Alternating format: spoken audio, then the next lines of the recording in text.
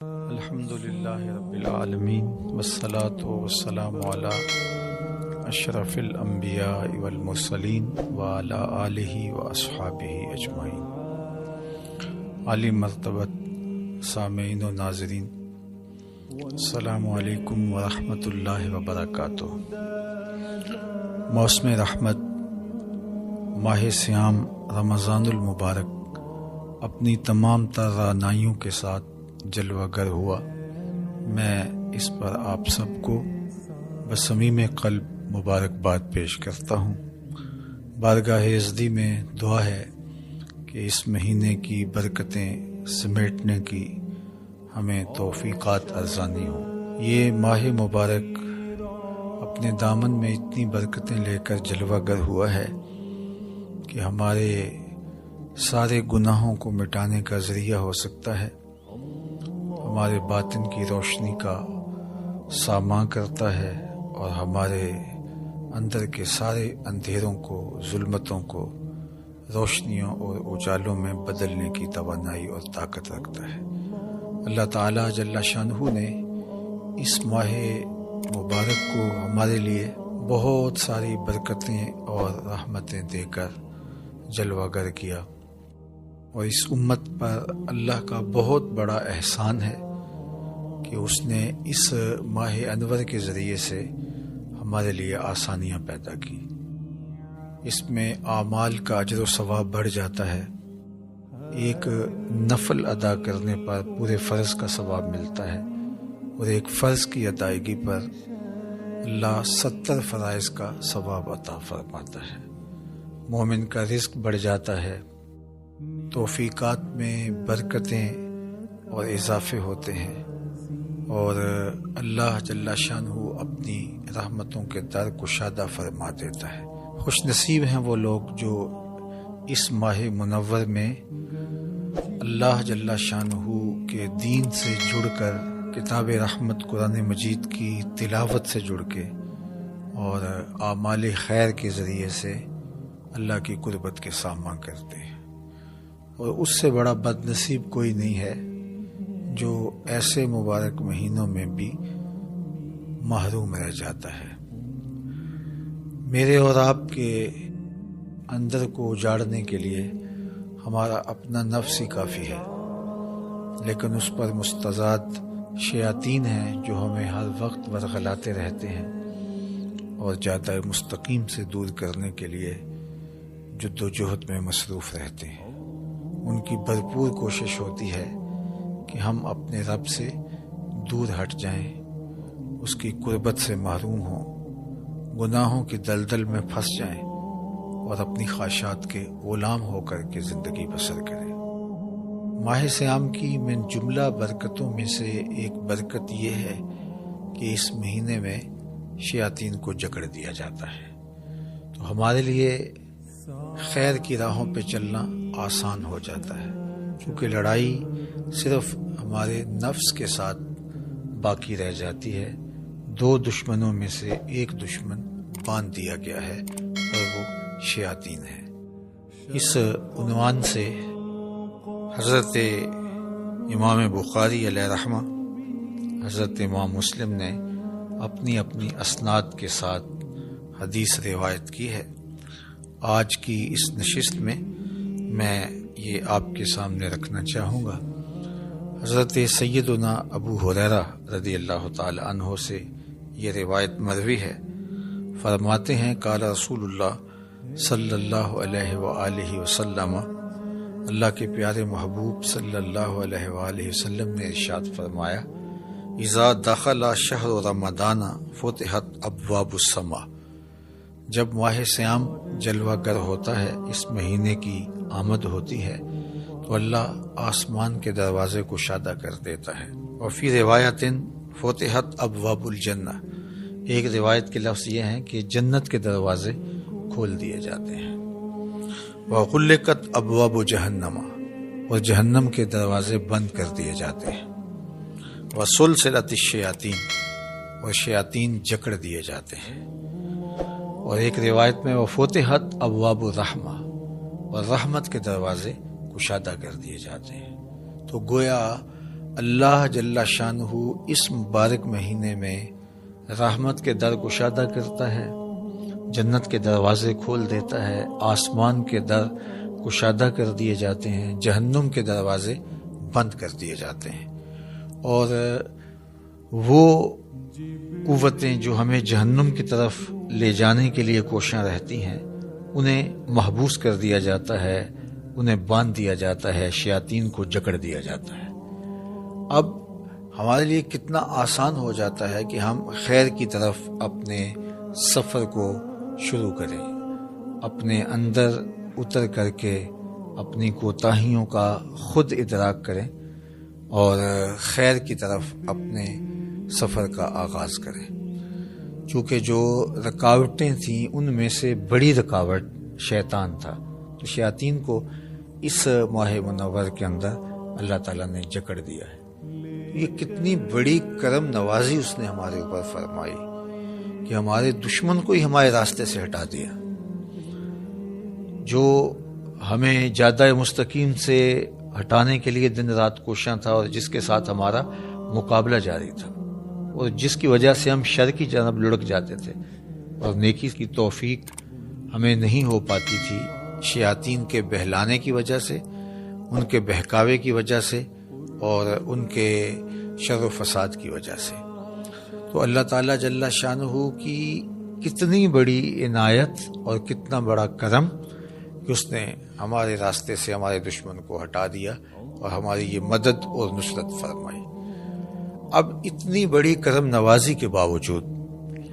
اتنی بڑی رحمت کے باوجود، اتنی بڑی رکاوٹ کو ہٹا دینے کے باوجود اگر کوئی شخص خیر کی طرف راغب نہیں ہوتا اور اچھائی کی راہ پہ گامزن نہیں ہوتا تو پھر اس سے بڑا محروم کوئی نہیں ہو سکتا۔ دوسری ایک روایت اسی عنوان سے ہے جس کو حضرت انس بن مالک رضی اللہ تعالی عنہ روایت کرتے ہیں، قال دخل رمضان، ماہ صیام داخل ہوا، یہ مہینہ جو ہی طلوع ہوا، فقال رسول اللہ صلی اللہ علیہ وآلہ وسلم، تو اللہ کے پیارے محبوب صلی اللہ علیہ وآلہ وسلم نے ارشاد فرمایا، ان ھذا الشہر قد حضرکم، لوگوں یہ مبارک مہینہ آ گیا ہے، یہ طلوع ہو گیا ہے، برکتیں لوٹاتا ہوا یہ مہینہ جلوہ گر ہو گیا ہے، وفیہ لیلۃ خیر من الف شہر، اور اس میں ایک ایسی رات ہے جو 1000 مہینے سے بہتر، اشرف اور افضل ہے۔ پھر ارشاد فرمایا، من حرمھا فقد حرم الخیر کلہ، جو محروم ہو گیا وہ ہر خیر سے محروم ہو گیا، یعنی ایسا مہینہ تم کو نصیب ہوا ہے جس میں ایک رات 1000 مہینے سے افضل و اشرف ہے، اور یہ رحمتیں بانٹتا ہوا، نور بکھیرتا ہوا، خیر تقسیم کرتا ہوا اور اللہ کی عنایات کو تمہارے اوپر نچھاور کرتا ہوا یہ مہینہ جلوہ گر ہوا ہے۔ اب اس مہینے کے اندر آپ کا دشمن بھی باندھ دیا گیا اور تمہارے لیے آسانیوں کے در کشادہ کر دیے گئے، رحمتوں کا عموم ہے، کرم نوازیوں کی بارش ہو رہی ہے، انوار کی برکھا برس رہی ہے، خیر و برکت اتر رہے ہیں، ایک رات 1000 مہینے سے افضل ہے۔ لیکن اس کے باوجود بھی اگر کوئی نکما محروم رہ گیا اپنے آپ کی کوتاہیوں کی وجہ سے اور عملی کمزوریوں کی وجہ سے، سستی کی وجہ سے، تمرد کی وجہ سے، سرکشی کی وجہ سے، کسی وجہ سے بھی وہ محروم رہ گیا تو فرمایا فقد حرم الخیر کلہ، وہ ساری کی ساری خیر سے محروم رہ گیا۔ اللہ اکبر۔ ولا یحرم خیرہا الا محروم، اور اس ماہ انور کے خیر و برکات سے محروم وہی رہتا ہے جو حقیقت میں محروم ہے، جو شقی اور بدبخت ہے وہی محروم رہے گا، ورنہ اتنی فراواں رحمتیں، اتنا کثیر کرم اور اتنی عنایات اس کی برس رہی ہوں تو بتاؤ کہ کوئی کیسے محروم رہ سکتا ہے۔ لیکن جو بدبخت دل کا کالا ہے، باطن اس کا اجڑا ہوا ہے اور وہ خیر کو حاصل کرنا ہی نہیں چاہتا تو وہ تو حقیقی محروم ہے، تو وہ اس مبارک مہینے کے اندر بھی محروم رہ جائے گا۔ اور جو خیر پانے والے ہیں وہ ہر موقع سے خیر اپنے حصے کی سمیٹ لیتے ہیں، وہ کیا کسی نے کہا تھا ہر شب شب قدر است اگر قدر دانی، کہ ہر شب شب قدر ہے اگر تو قدر پہچان لے، اور اگر کوئی قدر نہ پہچاننے والا ہو تو وہ شب قدر کو بھی محروم رہتا ہے، وہاں سے بھی برکتیں نہیں سمیٹ سکتا۔ تو جن کی طبع ہموار ہوتی ہے، جن کے باطن ستھرے ہوتے ہیں، جن کے خیالوں میں پاکیزگیاں ہوتی ہیں، جن کی سوچوں میں نور ہوتا ہے، تو وہ اپنے حصے کی خیر ہر جگہ سے کشید کر لیتے ہیں۔ اور جو اندر سے محروم ہوتے ہیں، شقی القلب ہوتے ہیں، ان کے باطن اجڑے ہوئے ہوتے ہیں، تو وہ پھر برستی رحمتوں میں بھی اپنے دامن کو تر نہیں کر پاتے، اور وہ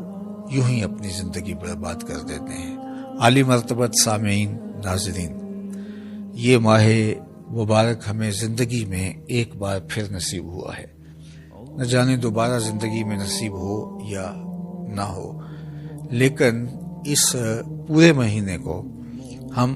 اپنے دامن کو پھیلا کر اللہ جل شانہ کی رحمتوں کو سمیٹنے کی بھرپور کوشش کریں، خوش دلی سے اس کا استقبال کریں۔ اس مہینے کے آنے پر ہمارے چہرے پہ مسرت و فرحت اور بشاشت کا ظہور ہونا چاہیے۔ ہم پوری طرح سے اس مہینے کے ایک ایک لمحے کی قدردانی کریں، قرآن مجید کی تلاوت اپنے معمولات میں ہم شامل کریں، اس مہینے میں کثرت کے ساتھ صدقہ و خیرات کریں، ہم 5 گانہ نماز باجماعت اور تکبیر اولیٰ کے ساتھ پڑھنے کی کوشش کریں، اور صلاۃ التراویح میں پورا قرآن مجید ہم سماعت کریں۔ کسی ایک جگہ جہاں قرآن مجید ترتیل کے ساتھ خوبصورت لہجے میں پڑھا جاتا ہے، اچھے تلفظ کے ساتھ پڑھنے والے قراء موجود ہیں، وہاں ہم قرآن مجید کی تلاوت سنیں، ورنہ قرآن مجید تیزی کے ساتھ پڑھنے سے اس کا حق بھی ادا نہ ہوتا ہو تو وہ وقت ضائع کرنے والی بات ہے۔ قرآن مجید وہاں جا کے سنیں جہاں قرآن مجید کو اس کے آداب کی رعایت کے ساتھ تلاوت کیا جاتا ہے۔ تو یہ ایک موقع ہے تراویح کے اندر قرآن مجید سننے کا، اور یہ نہیں کہ ہم چند تراویح پڑھنے کے بعد بھاگ جائیں، یا آخری 2-4 تراویح میں شامل ہو جائیں، یا درمیان میں آئیں اور پھر چلے جائیں۔ یہ تو عبادت اور ذکر و فکر کا مہینہ ہے۔ اللہ کے محبوب علیہ السلام خود بھی بیدار رہتے اور اپنے اہل خانہ کو بھی بیدار رکھتے، اور شد المیزر کے لفظ ہیں، حضور کمر بستہ ہو جاتے اور انتہائی کوششیں بلیغ کرتے اللہ جل شانہ کے ذکر میں، اللہ کی یاد میں، قرآن مجید کی تلاوت میں اور دیگر اعمال خیر میں۔ تو ہمیں اس مہینے میں خاص طور پہ اللہ تعالیٰ جل شانہ کی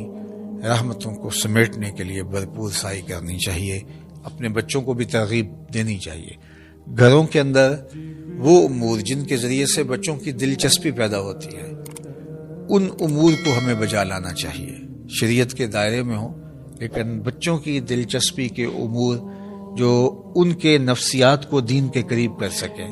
ایسے امور کا ہمیں اپنے گھروں کے اندر اہتمام کرنا چاہیے، اور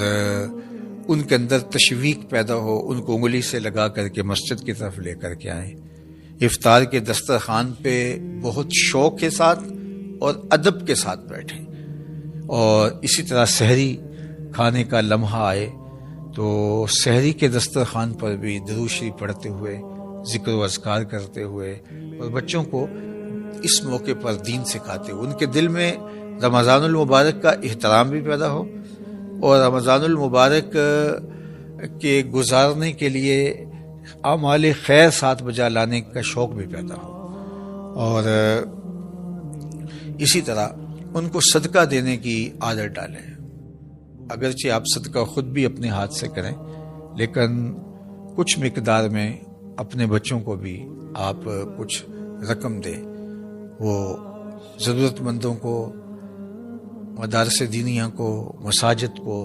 اور دیگر خیر کے کاموں کے اندر صرف کریں، تاکہ بچپن میں طبعاً ان کے اندر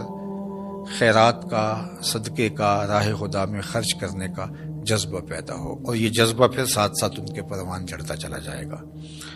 اور ماہ صیام کے اندر جو برکتیں اترتی ہیں، جو رحمتیں اس مہینے میں نازل ہوتی ہیں، ان کو سمیٹنے کا انہیں شوق دلائیں تاکہ وہ کثرت کے ساتھ ذکر و فکر میں لگ جائیں اور اس مہینے سے برکتیں سمیٹیں۔ میں اس موقع پر خاص طور پہ عرض کرنا چاہوں گا کہ